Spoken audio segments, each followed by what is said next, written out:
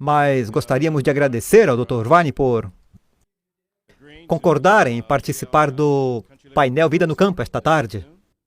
O sermão foi na Geórgia esta manhã.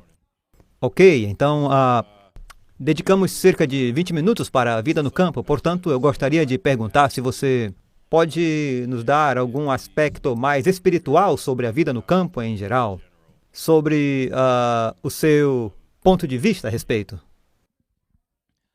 Bem, eu acho que morar no campo é o que Deus originalmente planejou para nós. Deus criou Adão e Eva num jardim, e ele disse para Adão que ele deveria cuidar do jardim, cultivar esse jardim.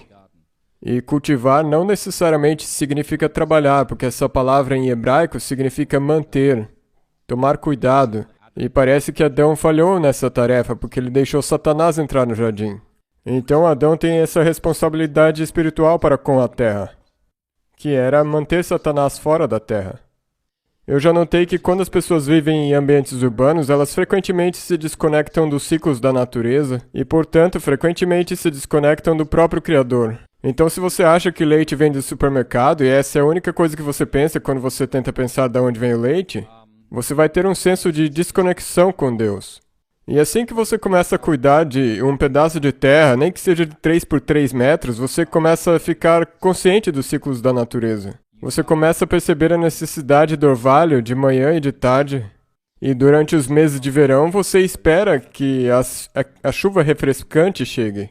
Você também se preocupa com o fato de que existem ervas daninhas e pelo suor da sua testa você comerá. E você começa a se sentir muito mais conectado com a natureza. E, na verdade, você desenvolve... Eu tenho uma plantaçãozinhas de batata em casa. É engraçado, porque meu irmão tem uma horta completa, mas eu planto somente batata. Eu quero o máximo de calorias possível para o mínimo de trabalho possível. E daí eu pesquisei um pouco e li que se você simplesmente deitar a batata na terra, não precisa nem colocar debaixo da terra. É só colocar na terra e cobrir com uns 9 centímetros de feno. Elas já vão crescer muito bem. E eu vejo as minhas plantas brotando e penso, será que isso é tudo o que a jardinagem é? Isso aqui é legal. Eu vou ter uma colheita. Mas uma vez que você planta uma horta, você começa a ficar atento aos ciclos da natureza, você começa a ficar atento à sua dependência de Deus. Pela chuva, pela primavera, você se torna consciente da batalha diária pela sobrevivência contra insetos, ácaros e tudo o resto que pode devorar suas plantas, e mofos e pragas. Então isso te remete ao Criador espiritualmente uma vez que você começa a plantar. E isso também faz com que você desenvolva uma natureza de cuidado, porque, por exemplo, se você for plantar tomate ou qualquer outra coisa, você começa plantando a sementinha num potinho e você deixa, pelo menos em Michigan a gente deixa dentro de casa por alguns meses, até que comece a brotar. E vai crescendo, e quando a temperatura não cai a menos de 10 graus por algumas noites, você sabe que pode pôr do lado de fora que não vai morrer. Então é tipo, eu não diria que é como ter um bebê, mas... a partir daquele momento que você começa a semente ali, você nutre ela, você cuida e você cuida. E isso desenvolve um lado cuidadoso na sua natureza, que na verdade é uma coisa positiva, porque você aprende coisas como paciência, você aprende coisas como qual é o resultado que eu quero e como que eu faço para chegar nesse resultado. E quando você tem filhos, essa é a mesma mentalidade que você precisa ter com eles. Ter paciência, ter cuidado. Eu sei como deve ser o resultado e eu sei o que fazer para chegar nisso. Então é bom para ser pais, é bom para fazer discípulos. Isso te ensina paciência e te tira da internet, da televisão e do telefone. E também te ajuda a praticar uma atividade física saudável do lado de fora. Então, homens, eu sou um homem também, eu gostei dessas mudanças no meu caráter. Ter que regar as plantas, arrancar as ervas daninhas, ver as plantas crescendo. Cuidar delas, isso desenvolve um lado de cuidado que, do contrário, os homens não teriam. Ok. É engraçado que você mencione isso porque Joane, eu não a vejo aqui hoje, ela me perguntou na semana passada se eu havia plantado minhas batatas e eu disse a ela, não, eu não plantei ainda, mas tivemos uma senhora que, eu não sei, já tem alguns meses, ela tinha um livro, Jardinagem de Fardo de Palha. E ela explicou exatamente o que você estava indicando lá. Então, ok. Então, ouvindo o seu sermão hoje, e eu ouvi você dizer algo onde os anjos vão proteger o povo de Deus. Então, em relação a este comentário, se você puder, talvez, explicar sobre pessoas que não podem se mudar para o campo, que muitas pessoas estão pensando em segurança e coisas desse tipo, seja por razões físicas ou por causa da idade e coisas assim, se você pudesse associar esse comentário.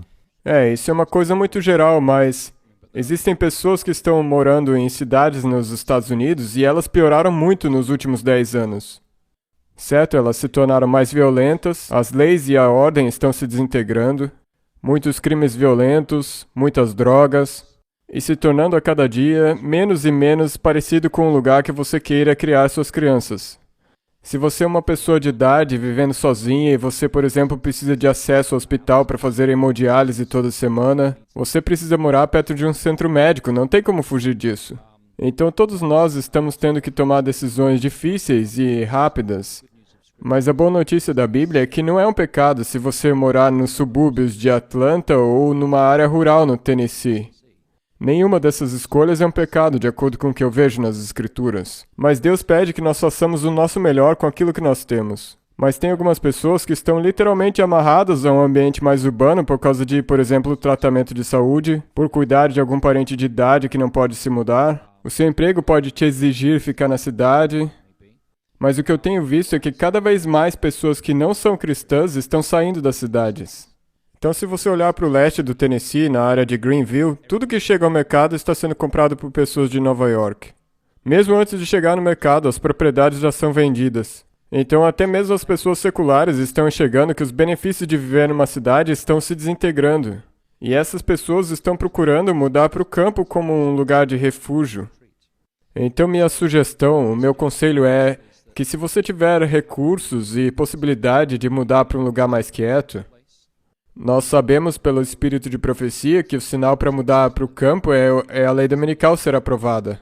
Mas, na minha opinião, esse não é o primeiro, mas o último sinal.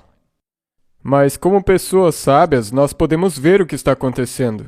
Então, se nós quisermos nos preparar e ter um ambiente saudável para as nossas famílias, e preservar o nosso suprimento de alimento e ter capacidade de produzir alimento, nós precisamos mudar assim que pudermos para um lugar mais rural. Isso talvez envolva sacrificar uma carreira glamurosa, talvez no centro da cidade, para ganhar talvez menos dinheiro, e ganhando menos dinheiro você provavelmente terá mais tempo para fazer o que é importante e preparar espiritualmente você, a sua família e os que estão ao seu redor. E se você pode se mudar, a minha sugestão faz muito mais sentido mudar para um lugar onde você pode ter uma capacidade de produzir alimento, onde você pode ter mais segurança para morar, mas reconhecendo que algumas pessoas não poderão se mudar.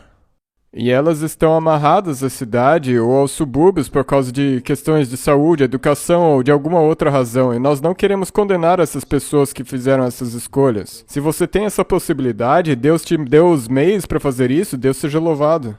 Daniel continuou em Jerusalém, na Babilônia, quando todo mundo voltou para Jerusalém. Certo? Quando Zorobabel voltou, quando Ciro se tornou rei, Daniel não voltou com ele. Daniel continuou e acabou morrendo onde hoje é o Irã. E você pensa, por que Daniel não voltou para Jerusalém? Ele orava 3 vezes por dia, por que ele não voltou? Nessa altura ele já tinha uns 90 anos, e essa jornada talvez fosse muito difícil para ele. Então quando Deus apareceu a Daniel, que já era um homem de idade, que basicamente passou a vida de adulto inteira sendo escravo de reis estrangeiros, e Deus afirma em Daniel 12, descansa em paz, tu és um homem muito amado. E ele diz isso algumas vezes, tu és amado. Mesmo você tendo ficado na Babilônia literal, isso não quer dizer que Deus tenha te abandonado. Então eu não acho que nós devamos condenar pessoas que não tomaram essa escolha, mas nós reconhecemos que algumas pessoas não têm escolha. E isso é um convite para nós compartilharmos com aqueles que não puderem fazer essa escolha. Eu tenho um colega de trabalho que tem que levar alguém da família 3 vezes por semana para fazer hemodiálise. E isso limita que ele more numa região e não tem nada que ele possa fazer contra isso. Mas ele está guardando o 5º mandamento ao honrar a mãe dele. Isso significa morar perto de um hospital. Então não acho que nós devamos condenar ninguém pelas decisões que eles fizerem, mas se no momento eu tivesse uma oportunidade de mudar para uma área rural, mesmo que isso significasse tolir minha carreira ou diminuir meu salário, se eu pudesse, eu iria enquanto nós ainda podemos. Ok, você sabe, É engraçado você mencionar isso. Eu cresci em uma dessas cidades que você mencionou antes. Eu sou de Nova Jersey. E isso não é, você sabe, é, ah, eu jamais voltaria. Eu nunca voltei. Eu saí quando eu tinha 18 anos, quando eu servi o exército. Então, se você tem, você acha que a ênfase das pessoas que têm filhos deveriam dar uma ênfase maior para sair desses locais? Eu acho que o sistema de ensino público nos Estados Unidos hoje é como a Sodoma e Gomorra dos dias atuais.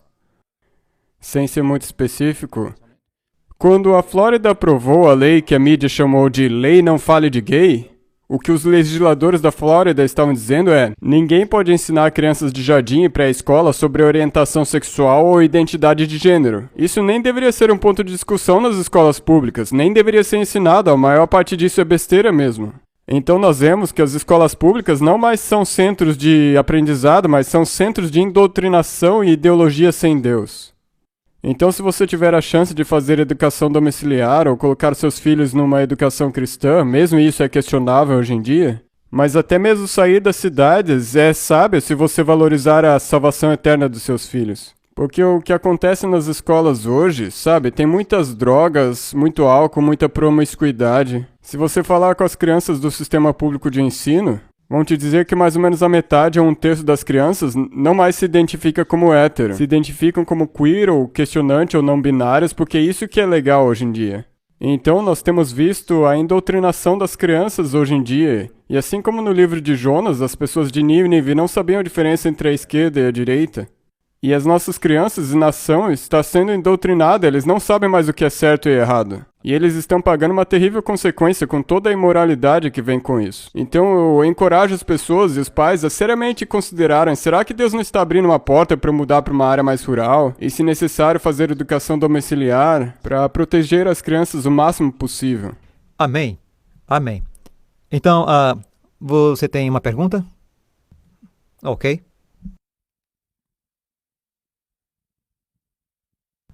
Boa noite a todos. Eu trabalhei tanto na pública. Desculpe-me. Trabalhei tanto em escola pública quanto em particular. Nossa escola.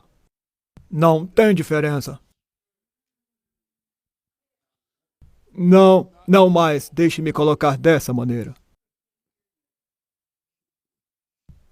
Quando eu trabalhei em West Palm Beach, a faculdade lá, eu trabalhei em Milwaukee, Wisconsin. Eu achava que ainda estava numa escola pública.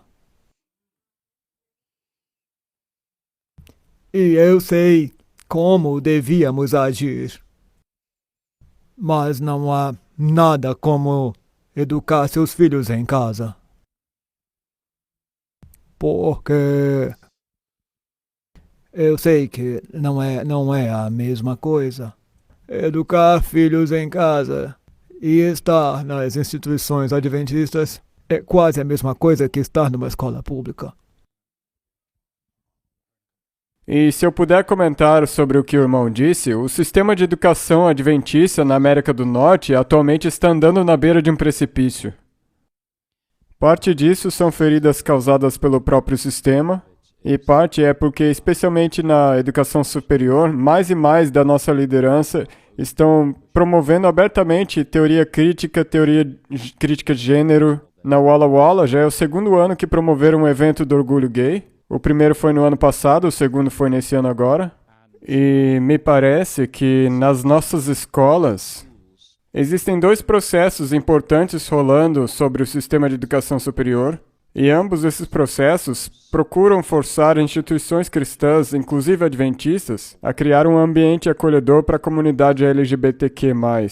E verbas federais dependem disso. E sem verbas federais, todas as nossas faculdades teriam que fechar, a não ser a Weimar. Mas mesmo se eles não te pegarem através das verbas, eles te pegam através do reconhecimento. E houve um caso de liberdade religiosa muito famoso no Canadá, uns 4 anos atrás, o caso da Universidade Western. Os que se formavam em direito queriam fazer a prova do exame da ordem.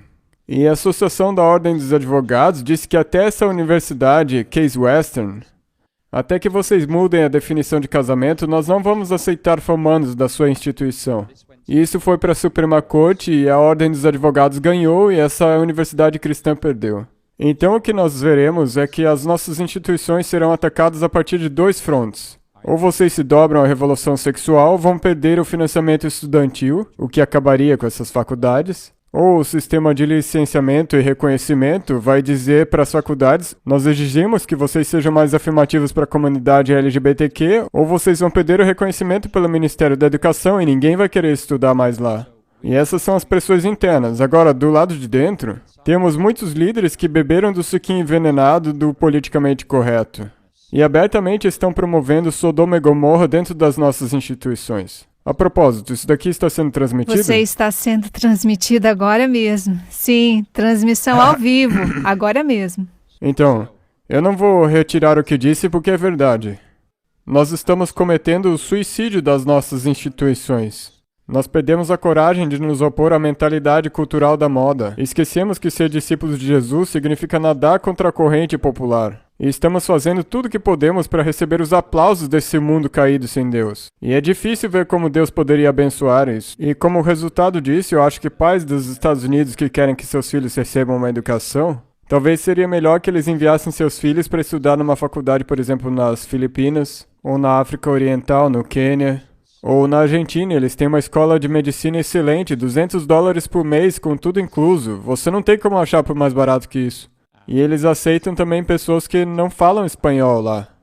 Então ainda existem escolhas excelentes. Há 100 anos atrás, as pessoas enviavam os filhos para os Estados Unidos para estudar. Hoje em dia, nós temos que pensar em enviar os filhos para fora para serem educados. Porque o que tem acontecido cada vez mais nos nossos campi universitários é a propagação de ideologias ímpias. E essa é uma das muitas teorias críticas que tem por aí.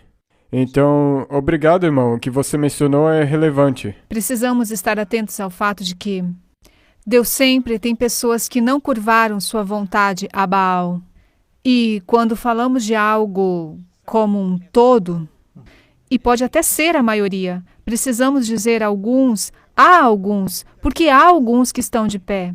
Eles podem até não ganhar, mas estão se levantando contra isso, e em uma área que vejo que as escolas adventistas não se curvaram para os satanistas. Os satanistas processaram o sistema escolar público porque se existe uma escola que permite aos alunos rezar ou fazer qualquer coisa com a Bíblia, os satanistas entram e dizem que as crianças precisam aprender sobre Satanás também. Por isso, sim, quero dizer, procure. Eles querem seu tempo com as crianças também. Por isso, não vi nem li nada sobre os adventistas cometerem alguma falta, mesmo que tenhamos feito um monte de coisas que não deveríamos fazer, mas até agora Deus pode ter 7.000 que não se curvaram a Baal. Se nos concentrarmos mais nestes e orarmos mais, talvez temos mais a temer os de dentro do que os de fora. Eu tenho que olhar meu celular de vez em quando, mas enfim, só precisamos ter cuidado com tanta negatividade, porque já temos muito disso acontecendo por toda parte. Exatamente, irmã, porque existem pessoas que eu conheço na Andrews, na Southern, na La Sierra, que estão combatendo o bom combate da fé e tentando conter essa onda de secularismo e ateísmo dentro das áreas que elas atuam. E eles são professores fiéis, tementes a Deus, e eu gostaria que meus filhos aprendessem dessas pessoas. Eu diria que o melhor conselho que eu posso dar é que se você tiver um filho ou uma filha que quiser estudar enfermagem, vá e visite o departamento de enfermagem e converse com os professores lá e descubra a posição deles sobre essas questões. Porque uma instituição inteira não é igual, ela varia de departamento para departamento. Então digamos que o departamento de arquitetura da Andrews tem um evangelho muito sólido. Digamos que eles defendem o evangelho muito solidamente ali. Então é bom ir e falar com os professores. O que vocês estão tentando alcançar, realizar aqui? Que ideologias que vocês aceitam ou não? Então tome suas decisões com base nisso, porque o fato é que não importa onde seus filhos forem hoje em dia, essas ideias vão alcançar eles de qualquer jeito. Tá na atmosfera, você não tem como parar isso, está na música, nos filmes, até nas notícias na internet. Meu filho achou um emprego de verão numa loja de óculos. Tudo bem, mas na plaquinha do nome dele diz pronomes preferidos ele, dele. Sabe, ele, dele. E eu perguntei, pra que isso? Ele disse, sabe, eles perguntaram os pronomes preferidos, eu não quis dizer, eles colocaram ele, dele. Ok, tudo bem, não foi ele que pediu por isso. E eu disse, você deveria ter escolhido um pronome venerável mestre, ou eu sou um retardado, sabe? Esse é meu pronome, sabe? Toda vez que alguém falar comigo, tem que dizer, eu gostaria de falar com eu sou um retardado, sabe? Pra deixar eles sem graça. E... sabe, a questão é que essas coisas estão em todos os lugares.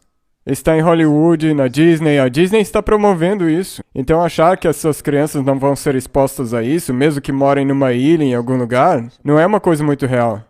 Sabe, eu falaria com os líderes dos departamentos, falaria com os docentes e veria qual é a opinião deles. Talvez esse seja o melhor conselho. Ali tem uma pergunta. Ok, bem rapidinho. A melhor escola preparatória é que você não paga mensalidade, amém? Pastor, eu concordo com muitas coisas que você está dizendo e também concordo com meu irmão Richard com algumas das coisas que ele está dizendo. Deus me abençoou por 31 anos de educação. 8 desses anos foram em escolas adventistas e 3 desses 8 anos em escola adventista eu era o diretor. Em uma das escolas eu era professor da pré-12, perto de Detroit. Mas aqui está o que eu quero dizer. A escola pública sobre a homossexualidade, a agenda está lá. As escolas cristãs, como minha irmã disse aqui, existem boas escolas adventistas do sétimo dia e universidades. Mas quando entra dinheiro e financiamento do governo, aí você está morto, pastor. E chega um ponto em que nós, como escolas adventistas do sétimo dia, aqui na América, não temos escolha ou vamos perder esses fundos. Uma outra coisa que eu quero dizer é, a irmã ali, ela estava morta de novo. Uma vez, eu estava pensando em fazer um curso bíblico em uma escola pública e eu tinha conseguido permissão dos pais, do diretor e de tudo. Depois eu fui à internet e pesquisei se eu tivesse começado aquele curso bíblico na escola pública, então os satanistas poderiam entrar e eles poderiam ter um estudo bíblico sobre o satanismo. Então, você está dentro disso. E a última coisa que eu tenho a dizer, eu quero que os santos de Deus orem por mim, por favor, porque eu estou tentando voltar para a escola adventista, porque é aqui em cima agora. Eu não posso lidar com isso, eu não posso lidar com isso, eu não escolho mais lidar com isso porque é demais. E para finalizar, aqui está outra coisa que eu faria. Eu manteria uma Bíblia em minha mesa nesta escola pública. Eu manteria uma Bíblia em minha cabeça se uma criança ou um aluno ou um pai viesse até mim e fizesse uma pergunta. Então eu poderia lhes dar uma resposta, então seria minha isca, meu anzol.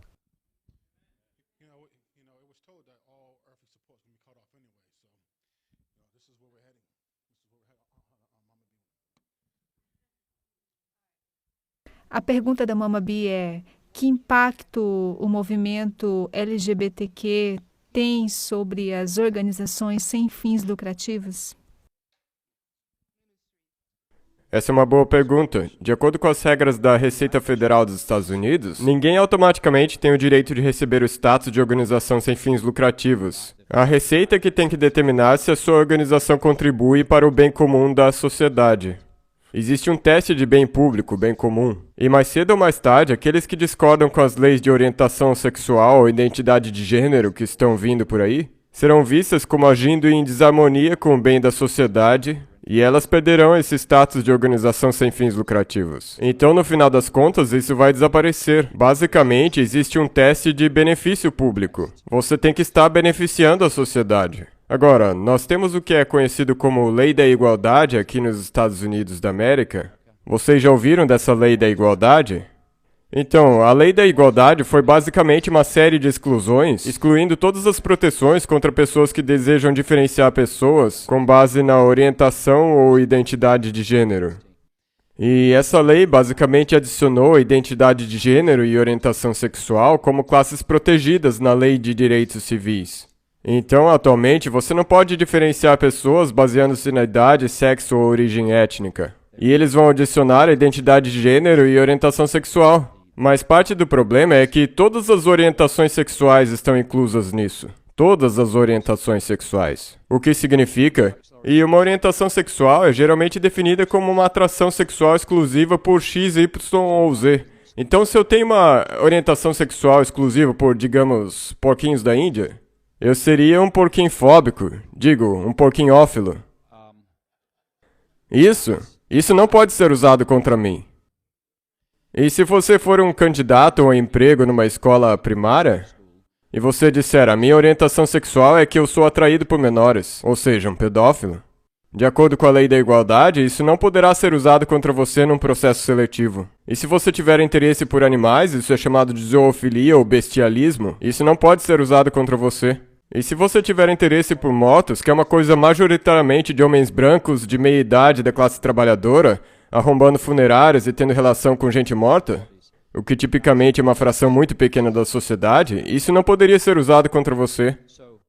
Então, se nós tivéssemos aprovado essa lei da igualdade lá em 2021, nós teríamos que normalizar a pedofilia, zoofilia, necrofilia e todo tipo de perversão sexual conhecido pela humanidade teriam que ser classes protegidas sob a lei de direitos civis americana. E isso teria consequências terríveis. A igreja deixaria de existir de tanto levar processos. Se tivesse um casal de homens e um deles se candidatasse para ser um pastor nessa associação e a associação dissesse não, e essa lei da igualdade especificamente diz na seção 1156 que a lei de restauração da liberdade religiosa não pode ser usada como defesa contra denúncias de discriminação feitas sob a lei da igualdade. A lei de restauração da liberdade religiosa codifica a primeira ementa da Constituição para as igrejas. Então, atualmente, uma igreja não é obrigada a contratar um homem gay como um pastor, porque nós podemos dizer não, porque é isso que a Bíblia nos ensina. Se a lei da igualdade tivesse sido aprovada, essa defesa seria eliminada. Nós seríamos processados por pessoas que sabem que a igreja não os contrataria, mas também sabem que nós temos propriedades para pagar os danos morais. Quais são os bens principais dessa associação? Os edifícios. E o que vocês acham que seria vendido para pagar as reivindicações de danos morais? Os edifícios. O que significa que seríamos forçados a ter igrejas domiciliares. Nós escapamos por pouco dessa lei. Foram 2 senadores esquerdistas que votaram contra ela, a Kyrsten Sinema e o Joe Manchin, da Virgínia Ocidental. Se eles tivessem votado sim, nós estaríamos hoje enfrentando esse pesadelo. Então, graças a Deus por esses senadores que pelo menos um pouco agiram de acordo com a moralidade bíblica. Porque nós escapamos por pouco disso aqui nos Estados Unidos.